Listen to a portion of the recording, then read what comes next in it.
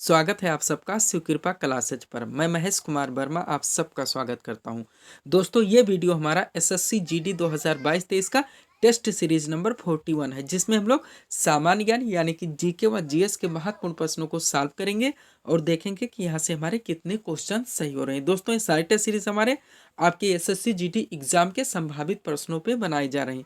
तो दोस्तों आप लोग इन्हें कॉन्सेंट्रेट होकर सॉल्व करें। क्वेश्चंस कम सही होने पर पुनः टेस्ट सीरीज का रिवीजन करें ताकि होने वाली एसएससी जीडी की परीक्षा के लिए आप लोग पूर्ण रूप से प्रिपेयर रहें। तो चलिए दोस्तों ज़्यादा समय न लेते हुए हम लोग टेस्ट सीरीज नंबर 41 को सॉल्व करना शुरू करते हैं। दोस्तों हमारा पहला क्वेश्चन है स्टैटिक जीके का, वेरी वेरी इंपॉर्टेंट क्वेश्चन है। क्वेश्चन है दोस्तों, भारत का प्रथम मजदूर संघ किसने स्थापित किया था? भारत का प्रथम मजदूर संघ किसने स्थापित किया था? तो हमारा सही आंसर होगा दोस्तों वीपी वाडिया ने, यानी कि विकल्प नंबर सी यहाँ पे हमारा सही आंसर होगा। दोस्तों इन्होंने मद्रास मजदूर संघ के नाम से 1918 ईस्वी में बीपी वाडिया ने यानी भारत का प्रथम मजदूर संघ स्थापित किया था। दो फैक्ट और यहाँ से दोस्तों हम लोग याद रखेंगे। दोस्तों लाला लाजपत राय ने 1920 ईस्वी में, कौन दोस्तों? लाला लाजपत राय, इन्होंने 1920 ईस्वी में स्थापित अखिल भारतीय ट्रेड यूनियन कांग्रेस के प्रथम अध्यक्ष थे। एक दोस्तों हम लोग फैक्ट यहाँ से भी याद करेंगे एम एन जोशी का। दोस्तों एम एन जोशी के प्रथम प्रयास से, एम एन जोशी के दोस्तों प्रयास से आप कह सकते हैं 1925 ईस्वी में अखिल भारतीय साम्यवादी दल की स्थापना हुई थी। ये दोनों क्वेश्चन दोस्तों बार बार पूछे जाते हैं, आप लोग इसका ध्यान रखिएगा। बाकी दोस्तों महात्मा गांधी के बारे में हम तो लोग पढ़ते ही चले आए हैं। नेक्स्ट देखेंगे क्वेश्चन नंबर 2 को। 2 नंबर क्वेश्चन है दोस्तों, भारतीय कृषि का विशिष्ट अभिलक्षण हम लोगों को बताना है कि भारतीय कृषि के कैसे लक्षण हैं। तो सही आंसर क्या होगा दोस्तों? भारतीय कृषि के विशिष्ट अभिलक्षण क्या है? ए नंबर है अधिक भूमि कम श्रमिक अर्थव्यवस्था, बी नंबर है अधिक भूमि अधिक श्रमिक अर्थव्यवस्था, सी नंबर है कम भूमि अधिक श्रमिक अर्थव्यवस्था और डी नंबर है कम भूमि कम श्रमिक अर्थव्यवस्था। तो सही क्या होगा दोस्तों? इसमें से कौन सा हमारी स्टेटमेंट सही होगा? भारतीय कृषि का विशिष्ट अभिलक्षण है कम भूमि अधिक श्रमिक अर्थव्यवस्था, यानी विकल्प नंबर सी यहाँ पे हमारा सही आंसर होगा। दोस्तों इसी कारण से ही तो भारत में संरचनात्मक बेरोजगारी यानी कि प्रचंड बेरोजगारी देखने को मिलती है, जिसकी दोस्तों सीमांत उत्पादकता ना के बराबर यानी कि शून्य होती है, क्योंकि दोस्तों यहाँ पे कम भूमि में अधिक श्रमिक लगे होते हैं का कोई मूल्य नहीं होता है। वो दोस्तों अनावश्यक लगे होते हैं, आपके देखने में काम कर रहे होते हैं लेकिन उनके काम का कोई उपयोग यानी कि सीमांत उत्पादकता शून्य होती है। दोस्तों हमारे कृषि का मेन यानी कि विशिष्ट अभिलक्षण है। नेक्स्ट देखेंगे क्वेश्चन नंबर 3 को। महात्मा गांधी ने किस प्रकार की अर्थव्यवस्था की वकालत की थी? ये पूछा जा रहा है क्वेश्चन नंबर 3 में, बार बार पूछा गया क्वेश्चन है दोस्तों। तो महात्मा गांधी जी कैसा चाहते थे? तो विकेंद्रीकृत अर्थव्यवस्था चाहते हैं। आप लोग जानते हैं इसी का कारण उन्होंने सत्ता की भी विकेंद्रीकरण किया, इसीलिए दोस्तों पंचायती राज की स्थापना हुई, जिसमें ग्राम पंचायत, उसके बाद पंचायत समिति यानी क्षेत्र पंचायत और जिला पंचायत, दोस्तों ये 3 नाम से हमारे पंचायती राज भी बने। नेक्स्ट देखेंगे 4 नंबर क्वेश्चन, निम्नतम तापमान किसके द्वारा मापा जाता है? निम्नतम पूछा जा रहा है दोस्तों, तो हमारा सही आंसर क्या होगा? निम्नतम तापमान एल्कोहल थर्मामीटर के द्वारा मापा जाता है, एल्कोहल थर्मामीटर। थोड़ा और उसके बारे में बात करेंगे दोस्तों, ताकि इसके जो भी क्वेश्चन पूछे जाते हैं वो सारे क्वेश्चन हमारे क्लियर हो सकें। ध्यान दीजिए दोस्तों, एल्कोहल थर्मामीटर का उपयोग न्यूनतम तापमान ज्ञात करने में किया जाता है, जो कि हमारा आंसर है। एल्कोहल का हिमांक बहुत कम यानी -114 डिग्री सेल्सियस होता है, जबकि क्वथनांक 78 डिग्री सेल्सियस होता है। दोनों क्वेश्चन बार बार पूछे गए, इसलिए यह अधिकतम तापमान मापने में उपयुक्त नहीं है।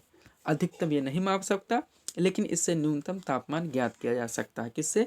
एल्कोहल थर्मामीटर से। नेक्स्ट देखेंगे हम लोग, राजकोषीय नीति का हम लोगों को संबंध बताना दोस्तों क्वेश्चन नंबर 5 में। राजकोषीय नीति का संबंध, तो राजकोषीय नीति का क्या संबंध है दोस्तों? सरकार की आय तथा व्यय से, सरकार की आय तथा व्यय से, यानी एक साल में दोस्तों जिसका उसका टैक्स के द्वारा आय प्राप्त होता है, उसके बाद दोस्तों उसका जो बजट होता है कि कितने खर्च किए जाने हैं, इनके अनुपात को दोस्तों राजकोषीय नीति कहते हैं। और इसमें दोस्तों जो डिफरेंस होता है, यानी अगर आय कम है और व्यय ज़्यादा है तो उसे राजकोषीय घाटा भी कहा जाता है। और दोस्तों अगर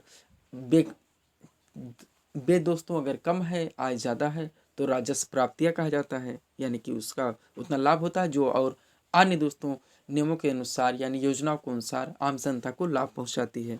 आप लोग बार बार पढ़ते चले हैं दोस्तों, क्वेश्चन वेरी इंपॉर्टेंट है। नेक्स्ट देखेंगे 6 नंबर क्वेश्चन, भारत की सबसे बड़ी जनजात कौन सी है, ये हमें बताना दोस्तों, ध्यान दीजिएगा और विकल्प पर भी ध्यान दीजिएगा। भारत की सबसे बड़ी जनजात कौन सी है, तो हमारा सही आंसर होगा दोस्तों भील। कौन सा, भील। थोड़ा और इसके बारे में बात करेंगे दोस्तों, ताकि सबसे कम व सबसे ज़्यादा दोनों का हमें अच्छी तरह से आंसर मिल चुके। ध्यान दीजिएगा दोस्तों, वर्ष 2011 की जनगणना के अनुसार बात हो रही है। भारत की सबसे बड़ी जनजात जनसंख्या में भील है। कौन है, भील है। और उसके बाद अगर पूछा है दोस्तों दूसरी सबसे बड़ी जनसंख्या में दोस्तों कौन सी जनजात है, तो आपका आंसर गोड़ होगा। दोनों ध्यान दीजिएगा, बार बार पूछाता है। दूसरा कौन है, गोड़ है। प्रथम नंबर पे भील है। नेक्स्ट देखेंगे हम लोग, नागार्जुन कौन थे, स्टैटिक जीके का इंपॉर्टेंट क्वेश्चन है दोस्तों। तो ये एक बौद्ध दार्शनिक थे, यानी कि विकल्प नंबर डी यहाँ पे हमारा सही आंसर होगा। 8 नंबर क्वेश्चन सॉल्व करेंगे हम लोग दोस्तों की बौद्ध धर्म और जैन धर्म दोनों से रिलेटेड है।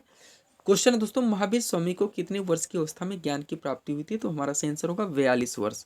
इनको दोस्तों 42 वर्ष की अवस्था में ज्ञान की प्राप्ति हुई थी। किसे, महात्मा बुद्ध को। चलिए थोड़ा सा आगे बात करेंगे ताकि बौद्ध धर्म और जैन धर्म से यहाँ से हमारा क्वेश्चन क्लियर हो सके।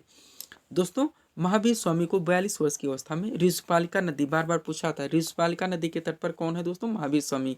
साल वृक्ष के नीचे, किस वृक्ष के नीचे, साल वृक्ष के नीचे ज्ञान की प्राप्ति होती है।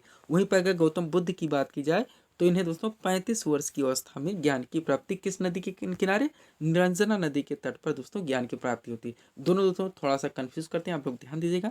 महावीर स्वामी 42 वर्ष है, ऋषपालिका नदी के तट पर साल वृक्ष के नीचे। वहीं महात्मा बुद्ध को ज्ञान की प्राप्ति 35 वर्ष की अवस्था में हुई थी। निरंजना यानी फल्गु नदी भी दिया आता है दोस्तों, ध्यान दीजिएगा, फल्गु नदी भी दिया आता है। नेक्स्ट देखेंगे 9 नंबर क्वेश्चन, पीलिया किस अंग के संक्रमण के कारण होता है, ये पूछा जा रहा है क्वेश्चन नंबर 9 में। पीलिया किस अंग के संक्रमण के कारण होता है, तो हमारा सही आंसर होगा दोस्तों यकृत, यानी विकल्प नंबर बी यहाँ पे हमारा सही आंसर होगा।